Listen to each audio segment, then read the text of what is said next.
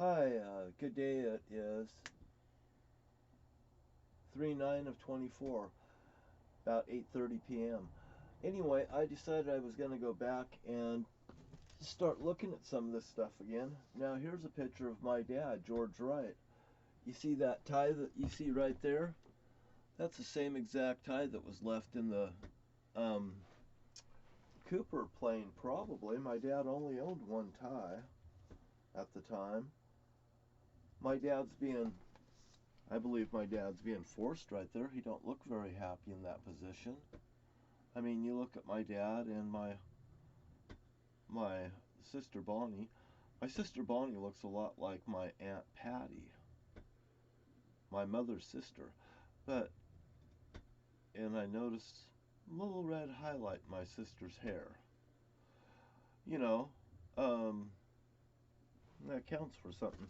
Now, anyway, my dad was this guy, this Stevie Cooper guy here. This is the guy. This is the guy. So anyway,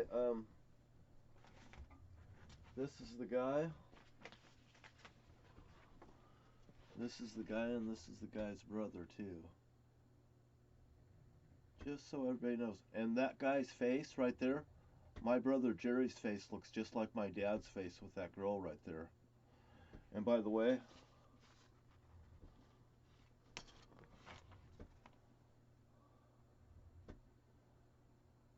look at my dad's face and look at that face. He's the guy. Matter of fact, I have some documents around here someplace, and they will be coming up soon too as well. Now, I'm just going to go ahead and set this over here. This is my little file. I'm taking stuff off my wall and I'm showing you guys it. Here's the inside of my dad's bowling alley. That's the picture that they put up of it. Pretty nice bowling alley. That's my bowling alley inside. That's what I was entertainment with when I was a child. I built that bowling alley with my dad and two other men. You know, my dad gave me his dog, and this here is one from TEMU. It's a place where you can buy products and stuff and eliminate Walmart and get products for probably cheaper. They get delivered fast to your home. Maybe a little longer than Walmart, but the money you save, hey, you can't beat it.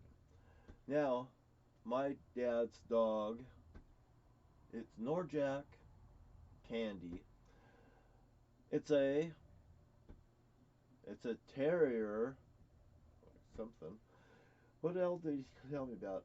Quicker, quicker, quicker than liquor, faster than lightning. You know, stuff like that. But it's Norjack. Oh, and John, I want you to have Norjack, and I want you to have Big Red, my car, and you gotta pay $550 for it. $550 for the car. You know. Is this one of his last wills and testament things of this George right here? Boy, oh boy, they kept giving me clues. They wanted me to have his car. He wanted me to have his dog. When he wrote these letters, you know, last letters to the family and stuff, it went through, you have a very nice family. You have a very nice family. You have, John, I look to you for everything. Da da da da da da da da da. You know, mine, what was written to me was outstanding compared to everyone else. And John, you tried so hard, and you really did try, John, and you really did help me too. You know, I could remember these words. And matter of fact, what else I did remember on that? There was the sign of the zodiac on that. There was a cross and a circle. And you know, I knew nothing about. I knew when I was in California, I was there the night my dad came in from killing Darlene over there in California as a Zodiac killer, and there was a um, Michael Mougeot, and you know, I was right there in the camper when my dad came through the door, and I heard the radio. I said, "Dad, Dad, the Zodiac's near us." You know, pointing at the radio. Maybe he he knew the radio was on. He's like, he's nowhere near us. You know, that's exactly his. The family is silenced. You know, my brother Jim was actually chasing me around that parking lot, claiming he is the Zodiac killer. I'm gonna kill you. I'm the Zodiac killer. He's chasing me with a knife around that trailer park down there in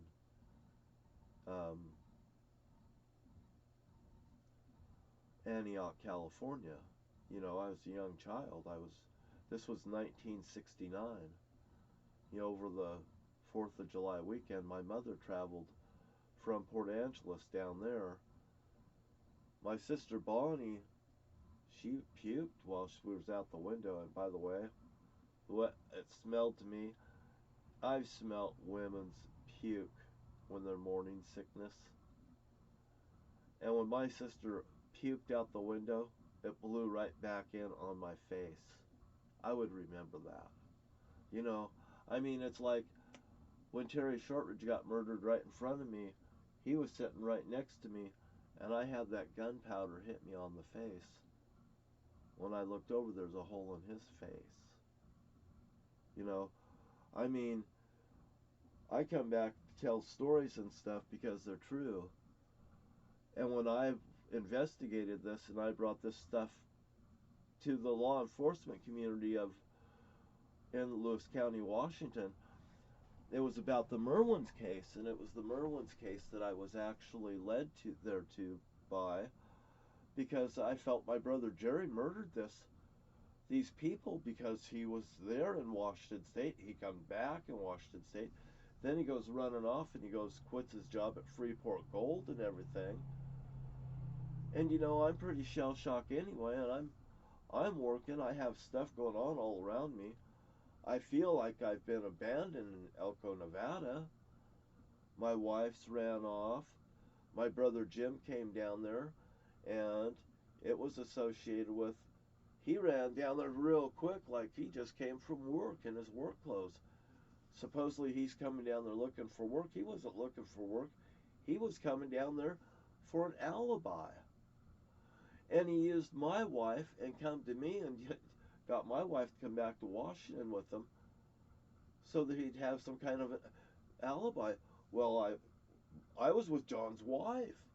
You know, they could use that.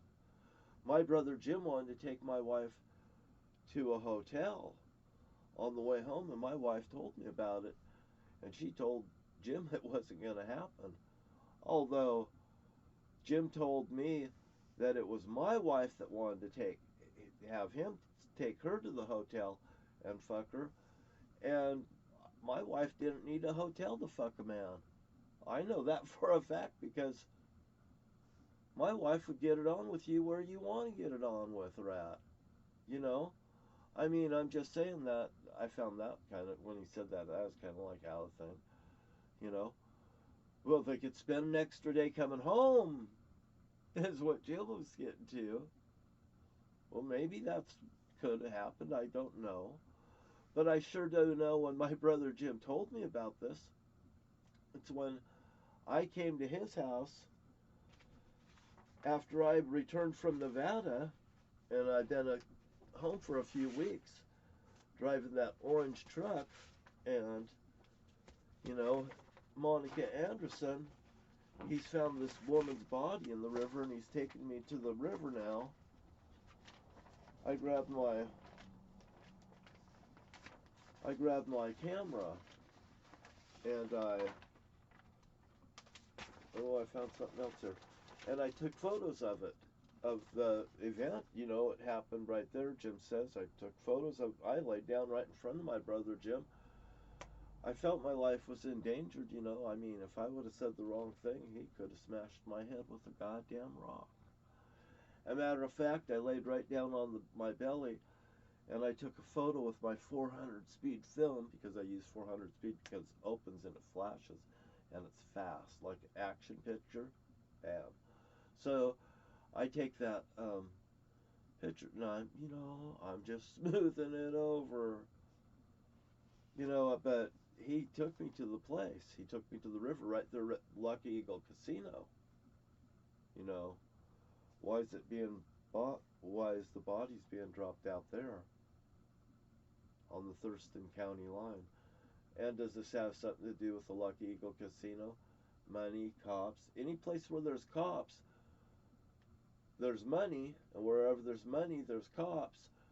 They seem to be more interested in the money than protecting people. They're more interested in running drugs than protecting people. Now, you know, I've told you guys about this Fairhart family from Morton, Washington, and this George Fairhart, he gets to travel all around. And you know, I'm saying that there's Twin County credit unions from the river to the sea. And now I'll take you to this here person right here from Grays Harbor, Washington. And you look at that woman's name right there. And her initials is LBJ. Like Lyndon B. Johnson. And like Johnson's from the Highway Market up there in Port Angeles, Washington, too, by the way. And George Fairhart, he works here. George Fairhart works in this area. He works from this area. He works from there all the way over there to the area where John Dorsett, Eatonville, and up in that area, around there, in like this circle around Morton. Around this circle around Morton, George Fairhart's made a career to be there. And this guy, George Fairhart's, jumped up and down in front of me saying, "Your dad's my slave."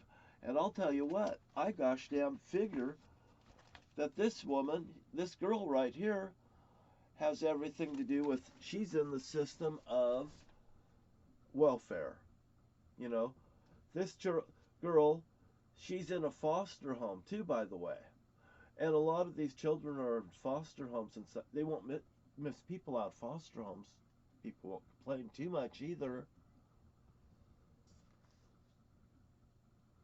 Well, there's a $40,000 reward right there. Hey, you know what? At least I contacted him and said, you know, George Fairhart's right there and all this sort of stuff right there. You know, when I go after people, I go goddamn after people. And when I see a little girl that's been goddamn missing, and this George Fairhart's done this, and they murdered my best friend on my bed, and it has everything to do with that bowling alley in Morton, Washington. It has everything to do with them putting Victory lanes on that bowling alley, victim Terry Lance Shortridge. Now they called it Millhouse Smokehouse. They've cut this lady's hands off and feet and placed her next to near Bob and Carol Whitlow's house, which is adjacent the opposite side of Shane Inglesby. And Shane Inglesby got punched, or Jerry Wright got punched out by Shane Inglesby back when Shortridge got murdered, just afterwards. And there was doing this thing called the Morton Mafia, and that was Shane Inglesby's side. And then they had the Morton Skulls, and that was Jerry Wright's side. And Jerry Wright had a gang, and they had a gang up there in Port Angeles. And they're all part of this. They're Boy Scouts. They're goddamn, Jerry's group of skulls was the Boy Scouts. And the Boy Scouts, well, they have not got a very good track record here in the United States of America with all this abuse and stuff that's going on. And it's came up in the past years. We're 14 minutes, and this is about, you know, what I'm saying is true. You have a nice day, and I'm going to upload this, you know, and I'm just going to upload this. And I want you to remember that victims have faces. And my sister Bonnie's child's been ripped off from her, and no one can say that this isn't that woman's child. But Jerry Wright holds that child to this day over that woman and my family. So I sure hope that somebody will step in and arrest Jerry Wright.